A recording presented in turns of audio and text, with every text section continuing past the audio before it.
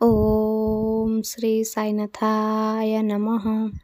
ଆଜିର ସାଇ ସନ୍ଦେଶରେ ବାବା କହୁଛନ୍ତି, ମୋର ପ୍ରିୟ ସନ୍ତାନ, ତୁମକୁ ତୁମ ଖରାପ ଅଭ୍ୟାସ ବିଷୟରେ ଜଣାଅଛି। ଖରାପ ଅଭ୍ୟାସ ଛାଡ଼ି ପାରୁନାହଁ ନା? ତେଣୁ ଆଜି ମୁଁ ତୁମକୁ କହୁଛି କି ଖରାପ ଅଭ୍ୟାସ ଛାଡ଼ିବା ବହୁତ ସହଜ। ତୁମକୁ ଭଲ ଅଭ୍ୟାସ ଗ୍ରହଣ କରିବାକୁ ପଡ଼ିବ, ଆପଣେଇବାକୁ ପଡ଼ିବ।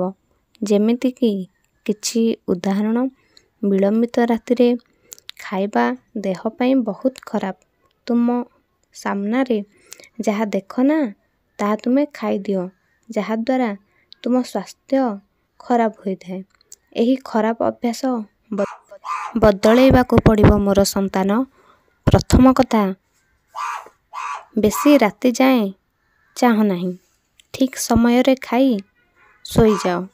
ଯଦି ନିଦ ଲାଗୁନାହିଁ, 1 ଗ୍ଲାସ୍ କ୍ଷୀରରେ ହଳଦୀ ମିଶାଇ ପିଇସାରି ଶୋଇପଡ଼। ବହୁତ ସାରା ଖରାପ ଅଭ୍ୟାସକୁ ବଦଳେଇବାରେ ମୁଁ ତୁମକୁ ଭିନ୍ନ ଭିନ୍ନ ମାଧ୍ୟମ ଦ୍ୱାରା ମାର୍ଗଦର୍ଶନ କରାଇବି ମୋର ସନ୍ତାନ। ଯଦି ନିଜେ ନିଜକୁ ବଦଳେଇବାକୁ ଚାହୁଁଛ, ତେବେ ତୁମକୁ ମୁଁ ଦେଖାଇଥିବା ମାର୍ଗରେ ଯିବା ପାଇଁ ପ୍ରସ୍ତୁତ ହେବାକୁ ପଡ଼ିବ।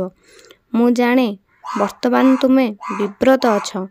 ଗତକାଲି ତୁମେ କାନ୍ଦୁଥିଲ, କିନ୍ତୁ ମୋ ସନ୍ତାନ, ତୁମେ ଚିନ୍ତା କର ନାହିଁ।